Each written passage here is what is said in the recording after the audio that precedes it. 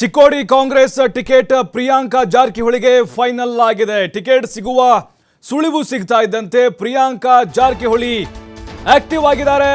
ಮಿಂಚಿನ ಸಂಚಾರ ಮಾಡ್ತಾ ಇದ್ದಾರೆ ಪ್ರಿಯಾಂಕಾ. ಸತೀಶ್ ಜಾರಕಿಹೊಳಿ ಅವರ ಪುತ್ರಿ, ಯಂಗ್ ಲೀಡರ್ ಪ್ರಿಯಾಂಕಾ ಜಾರಕಿಹೊಳಿ ಪ್ರಚಾರ ಶುರು ಮಾಡಿದ್ದಾರೆ. ಚಿಕ್ಕೋಡಿ ಲೋಕಸಭಾ ಕ್ಷೇತ್ರದಲ್ಲಿ ಅಖಾಡಕ್ಕಿಳಿದಿದ್ದಾರೆ. ಅಕ್ಕ ತಮ್ಮ ಪ್ರಿಯಾಂಕಾ ಪ್ರಚಾರಕ್ಕೆ ಸಾಥ್ ಕೊಟ್ಟಿದ್ದಾರೆ ಸಹೋದರ ರಾಹುಲ್ ಜಾರಕಿಹೊಳಿ. ಬಿಜೆಪಿ ಭದ್ರಕೋಟೆಯಲ್ಲಿ ಪ್ರಿಯಾಂಕಾ ಜಾರಕಿಹೊಳಿ ಮಿಂಚಿನ ಸಂಚಾರ ಶುರು ಮಾಡಿದ್ದಾರೆ. ತಂದೆ ಸತೀಶ್ ಜಾರಕಿಹೊಳಿ ಅಭಿವೃದ್ಧಿ ಕಾರ್ಯ ಮುಂದಿಟ್ಟುಕೊಂಡು ಪ್ರಚಾರ ಮಾಡ್ತಾ ಇದ್ದಾರೆ. ಚಿಕ್ಕೋಡಿ ಕಾಂಗ್ರೆಸ್ ಟಿಕೆಟ್ ಪ್ರಿಯಾಂಕಾ ಜಾರಕಿಹೊಳಿಗೆ ಫೈನಲ್ ಆಗಿದೆ. ಬಟ್ ಅನೌನ್ಸ್ ಮಾತ್ರ ಬಾಕಿ ಉಳಿದುಕೊಂಡಿದೆ. ನೋಡಿ, ಮೊದಲೇ ಅವರು ಪ್ರಿಯಾಂಕಾ ಕಳೆದ 1.5 ವರ್ಷದಿಂದ ನಿರಂತರವಾಗಿ ತಮ್ಮ ತಂದೆಯ ಜೊತೆಗೆ ಪಕ್ಷದ ಚಟುವಟಿಕೆಗಳಲ್ಲಿ, ಕಾರ್ಯಕ್ರಮಗಳಲ್ಲಿ ಭಾಗಿಯಾಗ್ತಾನೆ ಇದ್ರು. ತಮ್ಮ ತಂದೆ ಹೊರತಾಗಿ ಕೂಡ ಅವರ ತಮ್ಮ ರಾಹುಲ್ ಅವರ ಜೊತೆಗೆ ಓಡಾಡ್ತಾನೆ ಇದ್ರು. ಕ್ಷೇತ್ರದಾದ್ಯಂತ ಜನರ ನಾಡಿ ಮಿಡಿತವನ್ನ ಅರ್ಥ ಮಾಡಿಕೊಳ್ಳುವಂಥದ್ದು ಇದೇನು ಹೊಸದಲ್ಲ. ಹೌದು, ಯಾವುದೇ ಒಂದು ಕಾರ್ಯಕ್ರಮ ಇದ್ರೂ ಕೂಡ ಭಾಗಿಯಾಗ್ತಾ ಇದ್ರು. ಪ್ರಿಯಾಂಕಾ ಜಾರಕಿಹೊಳಿ ಟಿಕೆಟ್ ಅವರಿಗೆ ಫಿಕ್ಸು. ಲಾಸ್ಟ್ ವಿಧಾನಸಭಾ ಚುನಾವಣೆಯಲ್ಲೂ ಕೂಡ ಅವರ ಹೆಸರು ಬಲವಾಗಿ ಕೇಳಿ ಬಂದಿತ್ತು. ಬಟ್ ಈಗ ಕಾರ್ಯಕರ್ತರ ಸಭೆ ಮಾಡ್ತಾ ಇದ್ದಾರೆ, ಓಡಾಡ್ತಿದ್ದಾರೆ. ತಮ್ಮ ತಂದೆಯವರು ಮಾಡಿದಂತಹ ಕೆಲಸಗಳನ್ನು ಮುಂದಿಟ್ಕೊಂಡು ಪ್ರಚಾರವನ್ನು ಮಾಡ್ತಿದ್ದಾರೆ. ಇನ್ಕ್ಲೂಡಿಂಗ್ ಗ್ಯಾರಂಟಿ ಸಹಜವಾಗಿ ಪ್ರಚಾರದಲ್ಲಿ ಬಳಕೆ ಮಾಡ್ಕೊಳ್ತಾರೆ. ಇನ್ನು ಪ್ರಿಯಾಂಕಾ ಜಾರಕಿಹೊಳಿ ಅವರನ್ನ ನಮ್ಮ ಪ್ರತಿನಿಧಿ ಶ್ರೀಧರ್ ಕೋಟಾರಗಸ್ತಿ ಮಾತನಾಡಿಸಿದ್ದಾರೆ, ನೋಡೋಣ. ಚಿಕ್ಕೋಡಿ ಲೋಕಸಭಾ ಅಖಾಡ ಈಗಾಗಲೇ ರಂಗೇರ್ತಾ ಇದೆ ಅಂತ ಹೇಳ್ಬೋದು. ಒಂದ್ ಕಡೆ ಬಿಜೆಪಿ ಅಭ್ಯರ್ಥಿ ಈಗಾಗಲೇ ಘೋಷಣೆ ಆಗಿರ್ತಕ್ಕಂಥದ್ದು, ಮತ್ತೊಂದು ಕಡೆ ಏನು ಕಾಂಗ್ರೆಸ್ ಅಭ್ಯರ್ಥಿ ಹೆಸರು ಘೋಷಣೆ ಆಗಬೇಕಾಗಿದೆ ಅಷ್ಟೇ. ಯಾಕಂದ್ರೆ ಈಗಾಗಲೇ ಅಭ್ಯರ್ಥಿ ಕೂಡ ಫೈನಲ್ ಆಗಿದೆ. ಅದು ಸಚಿವ ಸತೀಶ್ ಜಾರಕಿಹೊಳಿ ಪುತ್ರಿಯಾದಂಥ ಪ್ರಿಯಾಂಕಾ ಜಾರಕಿಹೊಳಿಗೆ ಅಖಾಡಕ್ಕೆ ಇಳಿದಿರ್ತಕ್ಕಂಥದ್ದು. ಸಹೋದರನ್ನು ಗೆಲ್ಲಿಸೋದಕ್ಕೆ ಏನು ಟೊಂಕ ಕಟ್ಟಿ ಏನು ಸಹೋದರ ನಿಂತಿರ್ತಕ್ಕಂಥ ನಮ್ಮ ಜೊತೆ ಮಾತನಾಡೋದಕ್ಕೆ ಸ್ವತಃ ಈಗ ರಾಹುಲ್ ಜಾರಕಿಹೊಳಿ ಇದ್ದಾರೆ. ಅವ್ರನ್ನ ಮಾತಾಡ್ತೀನಿ. ಸರ್, ಚಿಕ್ಕೋಡಿ ಲೋಕಸಭೆಯಲ್ಲಿ ಸಹೋದರ ಗೆಲ್ಲಿಸೋದಕ್ಕೆ ಟೊಂಕ ಕಟ್ಟಿ ನಿಂತಿದ್ದೀರಿ. ಹೌದು, ಇವತ್ತು ಇನ್ನು ಪ್ರಿಯಾಂಕಾ ಜಾರಕಿಹೊಳಿ ಅವರು ಕಾಂಗ್ರೆಸ್ ಪಕ್ಷದ ಅಭ್ಯರ್ಥಿಯಾಗಿ ಇನ್ನೂ ಅಧಿಕೃತವಾಗಿ ಘೋಷಣೆ ಆಗಿಲ್ಲ. ಆದರೆ ಮುಂಚೂಣಿಯಲ್ಲಿ ಹೆಸರು ಕಂಡು ಬರ್ತಾ ಇದೆ. ತಂದೆ ಸತೀಶ್ ಜಾರಕಿಹೊಳಿ ಅವರ ಮಾರ್ಗದರ್ಶನದಂತೆ ಇವತ್ತು ನಾವು ವೆಂಕಟಮದಿ ಮತಕ್ಷೇತ್ರ ವ್ಯಾಪ್ತಿಯಲ್ಲಿ ಬರುವಂತ ಎಲ್ಲ ಜಿಲ್ಲಾ ಪಂಚಾಯತ್ ವ್ಯಾಪ್ತಿಗೆ ಮತ್ತೆ ಗ್ರಾಮ ಪಂಚಾಯತ್ಗಳಿಗೆ ಹೋಗಿ ನಮ್ಮ ಕಾರ್ಯಕರ್ತರಾಗಿರ್ಬೋದು, ನಮ್ಮ ಮುಖಂಡರುಗಳಾಗಿರ್ಬೋದು, ಮತ್ತು ಅದೇ ರೀತಿ ಗ್ರಾಮ ಪಂಚಾಯತ್ ಸದಸ್ಯರು ಯಾರ್ಯಾರಿದ್ದಾರೆ ಎಲ್ಲವನ್ನ ಭೇಟಿ ಮಾಡಿ ಒಂದು ಅಭಿಪ್ರಾಯಗಳನ್ನ ಸಂಗ್ರಹ ಮಾಡ್ತಿದ್ದೇವೆ. ಯಾವ ರೀತಿ ಚುನಾವಣೆ ಮಾಡಿದ್ರೆ ನಮಗೆ ಒಳ್ಳೆಯದು, ಯಾವ ರೀತಿ ನಾವು ಗ್ಯಾರಂಟಿ ಯೋಜನೆಗಳಾಗಿರ್ಬೋದು, ನಮ್ಮ ಮಾಡಿದಂಥ ತಂದೆಯವರು ಮಾಡಿದಂಥ ಅಭಿವೃದ್ಧಿ ಕಾರ್ಯಗಳನ್ನ ಯಾವ ರೀತಿ ನಾವು ಜನರಿಗೆ ಮುಟ್ಟಿಸಬೇಕಂತ ಒಂದು ಸಭೆಯನ್ನ ಮಾಡ್ತಾ ಇದ್ದೀವಿ. ಪ್ರಮುಖವಾಗಿ ಓದಲೆಲ್ಲ ಯಾವ ರೀತಿ ಸಹೋದರಿ ಬಗ್ಗೆ ಜನ ಏನು ಹೇಳ್ತಾ ಇದ್ದಾರೆ? ಯಾಕಂದ್ರೆ ಸೋಷಿಯಲ್ ಮೀಡಿಯಾದಲ್ಲಿ ಕಳೆದ 3-4 ತಿಂಗಳಿಂದ ಪ್ರಿಯಾಂಕಾ ಜಾರಕಿಹೊಳಿ ಅಭ್ಯರ್ಥಿ ಅನ್ನೋ ಚರ್ಚೆಗಳಾಗ್ತಾ ಇದ್ವು. ಎಲ್ಲಿ ಕೂಡ ತಾವು ಅದಕ್ಕೆ ರಿಯಾಕ್ಟ್ ಮಾಡಿದ್ದಿಲ್ಲ. ಈಗ ಅನಿರೀಕ್ಷಿತವಾಗಿ ಅಖಾಡಕ್ಕೆ ಇಳಿದ್ಬಿಟ್ಟಿದ್ದಾರೆ.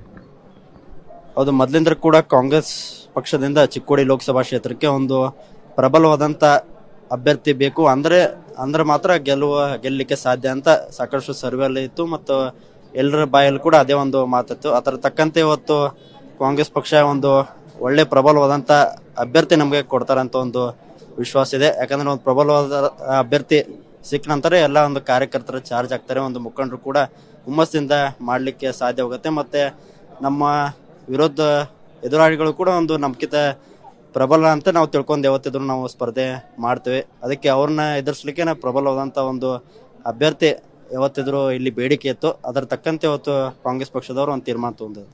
ಯುವ ನಾಯಕತ್ವ ರಾಜಕಾರಣಕ್ಕೆ ಬರ್ಬೇಕಂತ ಹೇಳ್ತಾ ಇದಾರೆ. ಸೊ ಈಗ ಸಹೋದರಿ ಏನ್ ಹೇಳ್ತಾರೆ ಜನರಿಗೆ?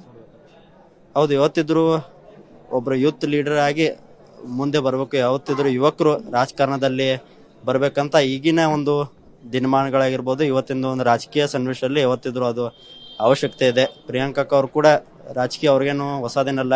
ಸಾಕಷ್ಟು ವೆಂಕಟಮದಿ ಕ್ಷೇತ್ರದಲ್ಲಿ ಅವರು ಸಾಕಷ್ಟು ಕೆಲಸ ಕಾರ್ಯ ತಂದೆಯವ್ರ ಮಾರ್ಗದರ್ಶನದಲ್ಲಿ ಮಾಡಿದ್ದಾರೆ. ನಮ್ಮ ಸತೀಶ್ ಜಾರಕಿಹೊಳಿ ಫೌಂಡೇಶನ್ ವತಿಯಿಂದ ಏನು ನಾವು ಬೇರೆ ಬೇರೆ ಸೋಷಿಯಲ್ ವರ್ಕ್ ಮಾಡ್ತೇವೆ, ಅದರಲ್ಲೂ ಕೂಡ ಅವರು ಸಕ್ರಿಯವಾಗಿ ಪಾಲ್ಗೊಂಡಿದ್ದಾರೆ.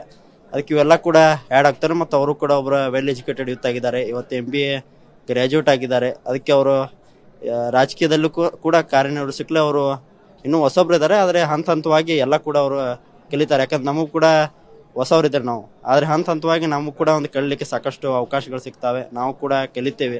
ಜನರ ಜೊತೆ ನಾವು ಸಮಸ್ಯೆಗಳು ಕೇಳಿದಾಗ ನಾವು ಕೂಡ ಕಲ್ಕೋತ ಹೋಗ್ತೇವೆ. ಅವ್ರಿಗೆ ಯಾವ ರೀತಿ ಸ್ಪಂದನೆ ಮಾಡಬೇಕು ಅಂತ ನಮಗೂ ಕೂಡ ಹಂತವಾಗಿ ಎಲ್ಲ ಗೊತ್ತಾಗ್ತದೆ.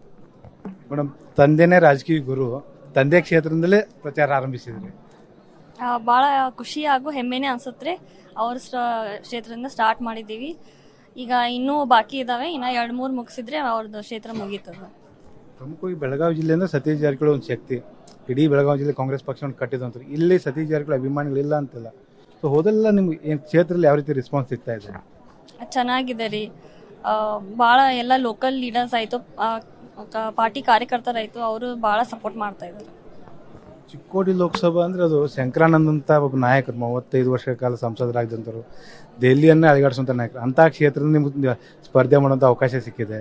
ಸೊ ಏನು ಆ ಜನರಿಗೆ ಏನು ಹೇಳ್ತಾರೆ? ನೀವು ಗೆದ್ದು ಬಂದರೆ ಏನು ಮಾಡ್ತೀನಿ ಅಂತ ಏನು ಹೇಳ್ತಾರೆ? ನಾವು ಮಹಿಳೆಯರಿಗೂ ಕೂಡ ಭಾಳ ಸಪೋರ್ಟ್ ಮಾಡ್ತೀವಿ. ಯುವಕರಿಗೂ ಕೂಡ ಎಂಪ್ಲಾಯ್ಮೆಂಟ್ ಇಲ್ಲ, ಅನ್ಎಂಪ್ಲಾಯ್ಮೆಂಟ್ ಭಾಳ ಇದೆ. ಸೊ ಅವ್ರಿಗೂ ಕೂಡ ಅದು ಸಮಸ್ಯೆಗಳನ್ನು ಇದು ಮಾಡ್ಬೇಕಂತ ಮಾಡ್ತೀವಿ.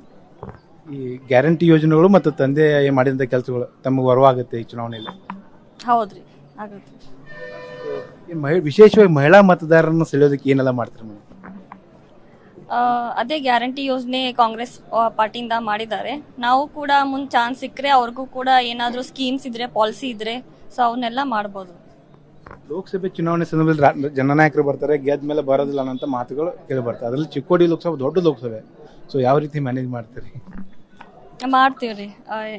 ಮತ್ತೆ ಅಷ್ಟೆಲ್ಲ ಸಪೋರ್ಟ್ ಮಾಡ್ತಾ ಇದ್ರೆ ನಾವು ಮಾಡಲೇಬೇಕಲ್ವಾ. ಸೊ ಎಸ್, ಡೆಫಿನೆಟ್ಲಿ ಮಾಡ್ತೀವಿ. ಎಸ್.